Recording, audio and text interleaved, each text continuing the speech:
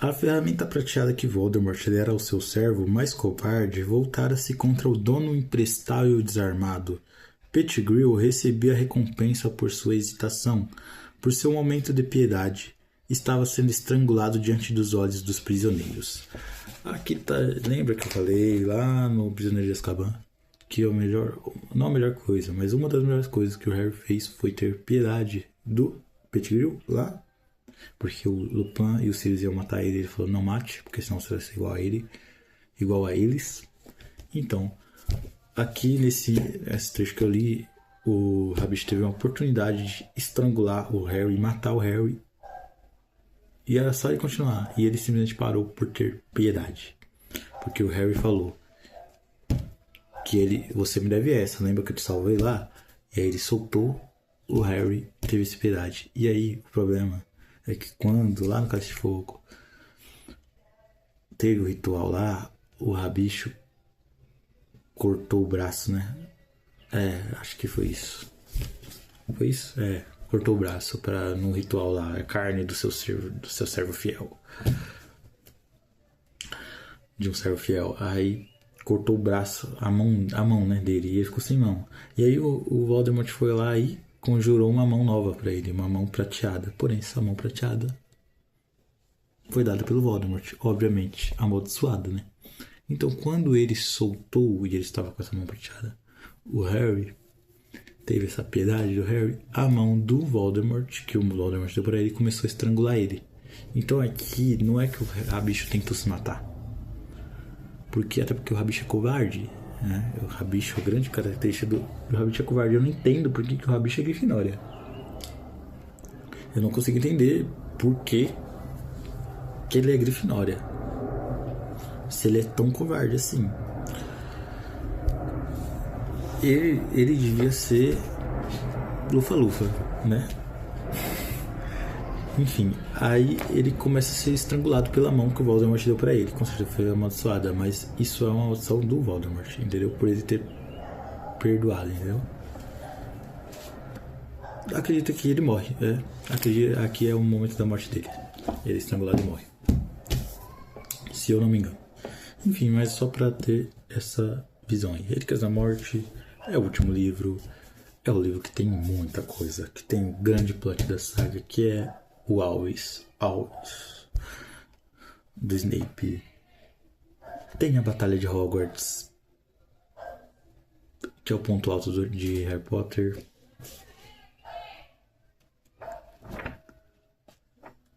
Tem a Relíquias da Morte, o Conto dos Três Irmãos. Tem tudo aqui, véio. Tem tudo. Tem absolutamente tudo aqui. Tem as Horcruxes. Tem o dragão branco lá. Inclusive essa é a capa que eles escolheram na minha edição aqui. É da Roku, né? Mas acredito que todos são da Roku. Acho que a Roku tem exclusividade dessa saga. É eles ali, ó, montados no dragão branco. Depois de roubar Gringotts. Mano, é muito bom esse livro aqui. Muito bom mesmo. É um clima de guerra. Um clima de guerra do início ao fim, né? Quando eles estão procurando os Horcruxes, na verdade não é do início ao fim. Quando eles estão na casa dos Sirius, eles estão no conforto. O monstro é do bem e tá tudo bem. Porém, aí acontece uma coisa lá e eles não podem mais ficar lá, né? Então ali se torna um clima de guerra, porque eles têm que se mudar toda hora pra floresta e eles estão com uma Horcrux, mas não sabem como quebrar. Eles não sabem onde achar as outras. Eles estão perdidos, estão completamente derrotados, tá todo mundo rendido. Eles se comunicam por rádio. Tem um rádio, sabe? A Ordem da Fênix se comunica por rádio, então é um clima de Segunda Guerra Mundial total, assim. E aí o grande marco desse derrotismo completo é quando o Ron se revolta, né? Começa a ter ciúmes do Harry com a Hermione e sai fora. Ali é o momento de derrota, porque ali eles estão na mesma. Eles não tem nem a própria amizade mais, porque eles se separaram. E aí eles voltam, quando o Ron volta também não é nada muito impactante, não é que muda da água pro fim quando o Ron volta, enfim. Aí tem o roubo de Gringotts, enfim. Eu acho que No filme tem 2 filmes, né? Foi esse livro. O parte 1 é o mais chato de todos. O parte 1 é o mais chato, é muito arrastado. Mas no livro fica bom. No livro fica de boa, né?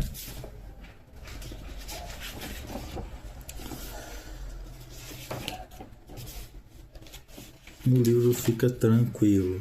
Aí você tem o roubo do Gringotts. Você tem a morte do Dobby, né? Você tem, mano, muita coisa acontece nesse filme, nesse livro, cara. Muita coisa. Mas eu tô aqui... Ah, tem essa parte muito curiosa do livro. Ah, não, mas vai ficar muito fora de contexto. Enfim, aqui tem o beijo, né? Do Ron e da Hermione. Que é um furo, inclusive é isso, né? Queria falar, um furo gigantesco, né? Eu fiz uma resenha desse livro e eu cometi um erro enorme na minha resenha, onde eu dei a entender que o Ron e a Hermione derrotam o Basilisco, mas o Basilisco já morreu, né? Na Câmara Secreta. Mas, mesmo assim é um furo, porque eles somem, em um determinado momento, o Ron e a Hermione, eles somem, e é muito estranho, se você olhar de uma forma maliciosa, quando você lê esse livro, eles somem e aí não sei quem, acho que a Gina fala, não sei quem fala, o Dino, não sei. Ah, eles falaram alguma coisa sobre um banheiro. O Ron e a Hermione no banheiro, sumiram. Então onde falaram de ir no banheiro. Estranho, né? Mas foram lá na Câmara Secreta, né? Pegar lá o dente do basilisco, coisa que a gente já sabe, destruir a Horcrux. Acredito que a taça. Que seja a taça. Enquanto o Harry estava atrás da outra, que era o diadema perdido, enfim. Mas tem um furo muito grande, porque no livro eles simplesmente somem e aparecem com os dentes, vários dentes de basilisco. E com a Horcrux quebrada. Assim, uma obra pronta. Como que eles entraram lá? Na Câmara Secreta? Pra entrar na Câmara Secreta, precisa saber ofidioglosia. Tem uma porta lá que só abre se você fala a língua das cobras. Aí você vai falar, mas isso é explicado. E é explicado realmente. O Harry pergunta isso pro Ron. Como que vocês passaram? Eu tinha que saber falar a língua das cobras. E aí o Ron fala aquela desculpa esfarrapada. Inclusive isso passa num filme também. Que ele ouviu o Harry falando durante o sono e aprendeu. Aí, pra dar uma amenizada, pra não ficar tão estranho, ele fala, não, eu errei várias vezes, mas eu acertei uma hora. Mano, eu não aceito isso de forma nenhuma. Uma habilidade que é descendida por poucos bruxos, que tem um sangue específico, que o Harry teve a sorte de descender, de ter uma conexão com Voldemort pra ter esta habilidade. Quer dizer, o moleque teve que quase morrer pra ter uma habilidade dessa. E o Ron aprende ouvindo, como se fosse um instrumento musical. Pô, pelo amor de Deus, né? Pelo amor de Deus. E outra, você quer me fazer acreditar que o Ron ficava o quê? Acordado ouvindo o Harry dormindo? Nossa, deixa eu ficar ouvindo ele aqui dormindo. Para. Não faz o menor sentido. Aí não faz sentido isso. E simplesmente eles entraram lá. E como que eles pegaram o dente do basilisco? É fácil assim? É uma cobra gigante. E ela tava no mesmo lugar. Ela tava no mesmo lugar. E outra coisa que eu não entendo. No filme tem tipo uma inundação. Eles molham, né? Vem uma onda lá e molha o Ron e Hermione. Tanto é que essa parte que eles se beijam no filme, né? Não é no livro, mas é no filme. Eu não entendo isso. Porque no livro não dá a entender nada. No livro ele só aparece com o bagulho, a obra pronta. Tá aqui os dentes do basilisco e a gente quebrou a Horcrux. Pronto, não tem mais explicação. Isso pra mim é um furo gigantesco. O basilisco tava lá no mesmo lugar. Mesmo se tivesse, como que eles arrancaram um dente? Não, né? Vários dentes assim, de uma forma tão fácil. Enfim, é um furo que tem no Relíquias da Morte, um furo gigantesco. O beijo do Ron e Hermione, ele fez aplicando, eu tenho quase certeza, uma das regras, um dos ensinamentos que ele teve com aquele livro que ele leu só para pegar Hermione, né? Lembra da Língua do Príncipe? Porque ele dá uma média, né? Ele faz uma média lá com os elfos. Ele fala lá, não, a gente tem que salvar os elfos domésticos, a gente não pode deixar eles morrer pra gente. Aí a Hermione enlouquece, né? Porque ela ama os elfos, né? E é a causa dela, é a grande causa da Hermione, é essa, dos elfos. e vai lá, solta os dentes e beija ele. E aí ele beija de volta. E aí isso na frente do Harry. E eu fico um pouco incomodado, porque no filme todos esses beijos, os grandes beijos, né, que é o da Gina com Harry, o primeiro e os outros, eu acredito, e do Ron com Hermione, é as escondidas, é só eles. Quando o Gina beija o Harry pela primeira vez, eles estão na sala precisa sozinho. Quando o Ron beija a Hermione, eles estão lá na câmara secreta, obviamente sozinho. E aí é tudo. Mas no livro não, no livro é descarado. O Harry beija a Gina, ele tomando a iniciativa, tá? Não é a Gina que acontece no filme. No meio da sala comunal da Grifinória, cheia de gente, apinhada de gente, no meio de todo mundo. Ele vai lá e beija ela e foda-se. Com o Ron vendo, com a Hermione vendo, a Grifinória inteira vendo eles se beijando e tá nem aí. E depois ele arrasta ela pra fora. Vai saber Deus pra onde, porque não fala no livro. Entendeu? Então é na cara de pau os beijos. Os beijos que acontecem aqui. E o Ron e a Hermione se beijam na frente do Harry. E o Harry incomodado, falando de vela lá, tá ligado? Gente, tá acontecendo uma guerra aqui. E eles lá se beijando loucamente, entendeu? Então, e no filme não, é tudo lá, escondida, pra ninguém falar nada. Mas não, nos livros é tudo na cara de pau. Espero que a série respeite isso. Porque é muito mais da hora, né? Esses momentos de choque mesmo. Porque quando tá sozinho é fácil. Agora quando tá no meio de todo mundo é mais difícil. E isso mostra um pouco da Grifinória. A coragem, né? Até nisso. Enfim, a coragem e a ousadia, né? Aí tem a briga lá, a luta do Voldemort, do Harry com Voldemort. Então, é um momento um pouco confuso, né? Como que o Harry derrota o Voldemort? O Harry vai lá, o Snape vai lá, se mata não, morre, né? Pela Nagini, é muito importante isso. A Nagini que mata o Voldemort. Isso é muito importante, porque no filme o Voldemort corta a garganta do Snape e a Nagini só finaliza. Mas isso quebra um pouco o sentido. Não totalmente, mas quebra um pouco o sentido. Dá pra entender? Dá. Mas quebra um pouco o sentido. Porque o Voldemort tá justamente falando que essa varinha aqui, que é a varinha de sabugueiro, que é a varinha das varinhas, que é a varinha da morte, que é a varinha do destino. Essa varinha aqui, ela é uma relíquia da morte. E ela é uma varinha invencível. E ela passa de um dono pro outro quando ele é assassinado. Pra você roubar a varinha de um bruxo, essa varinha de um bruxo, você tem que matar outro. Entendeu? Então o Voldemort fala isso. O dono da varinha das varinhas era o Dumbledore. Você, Snape, matou o Dumbledore. Portanto, a varinha das varinhas pertence a você. Ela só vai respeitar você. Ela funciona com você. Eu não posso usar ela perfeitamente, usar o poder dela total. Eu posso, ele usa. Mas para ele diz, para mim essa é uma varinha comum, é uma varinha normal como qualquer outra. Por quê? Porque ela não tem poder dela. Ela não está com o poder dela. Porque o poder dela só vai acontecer se o dono real dela usar.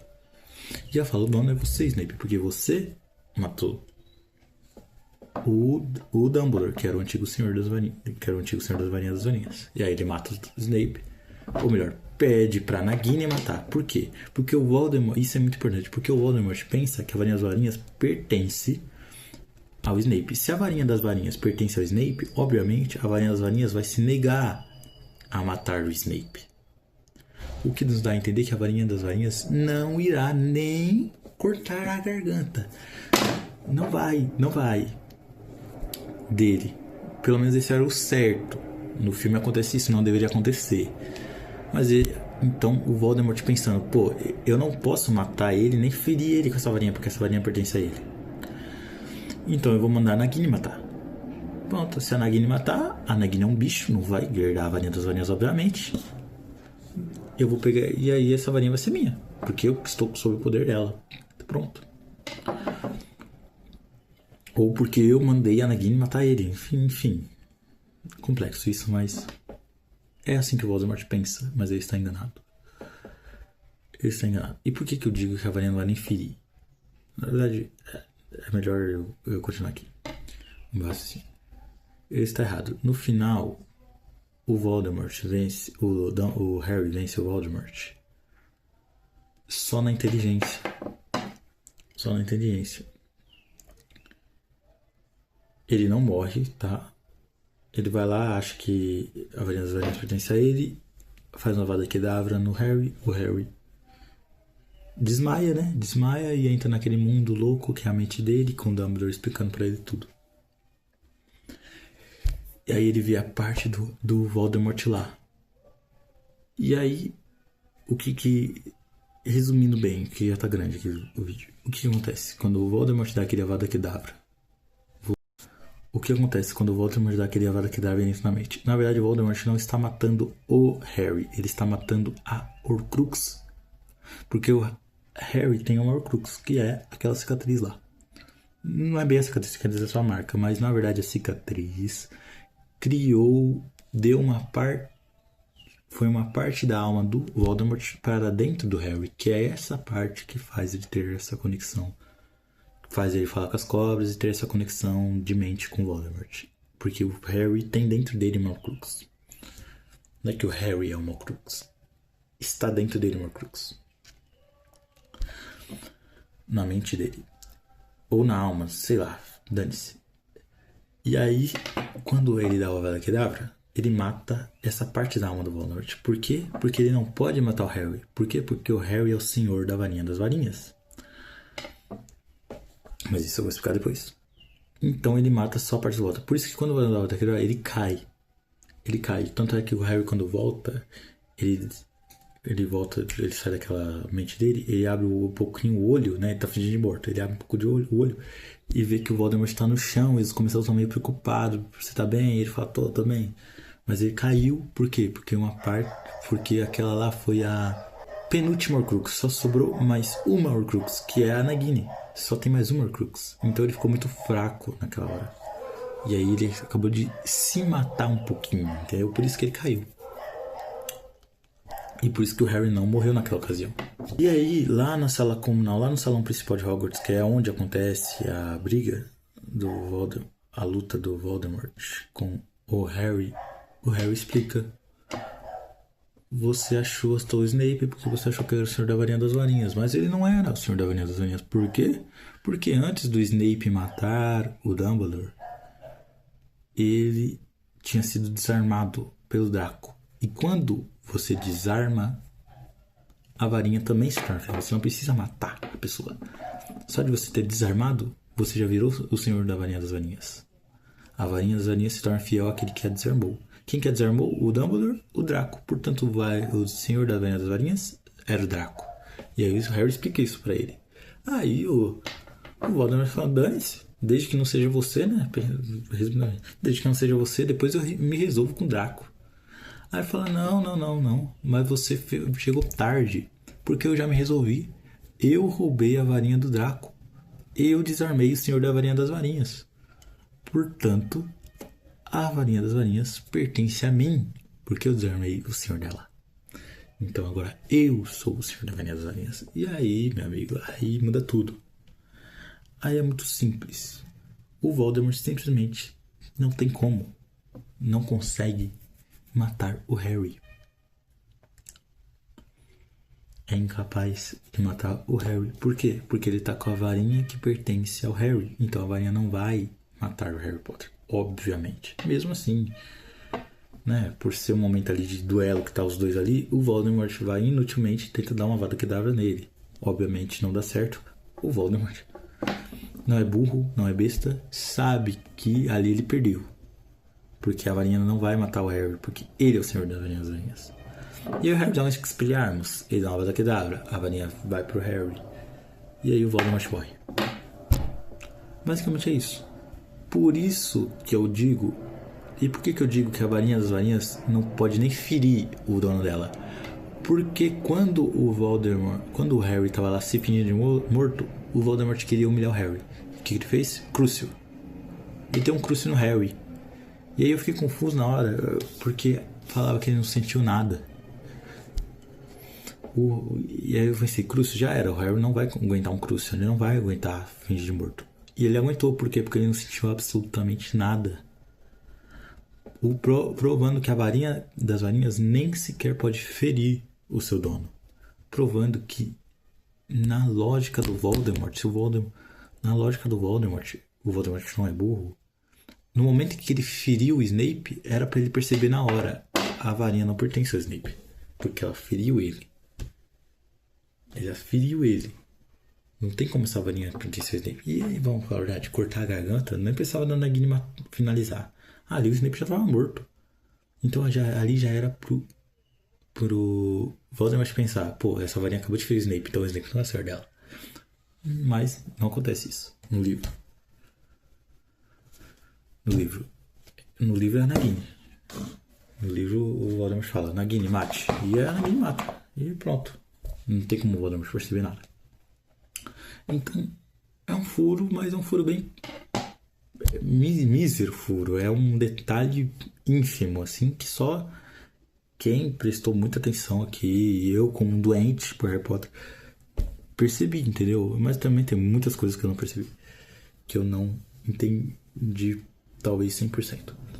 Mas é muito fácil, na verdade é muito fácil você entender Harry Potter, porque é um livro infanto-juvenil, por mais que me doa falar isso.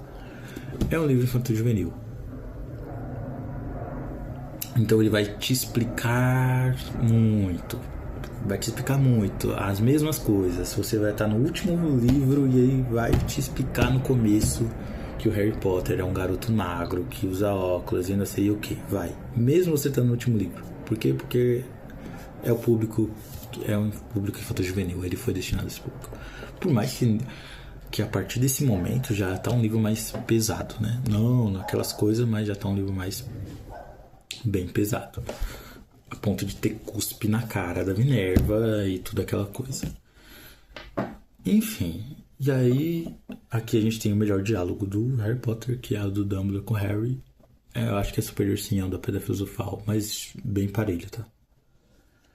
Bem parelho. Que é o seguinte: me diga uma última coisa, disse Harry. Isso é real ou esteve acontecendo apenas em minha mente? Dumbledore lhe deu um grande sorriso, e sua voz pareceu alta e forte aos ouvidos de Harry, embora a névoa clara estivesse baixando e ocultando seu vulto.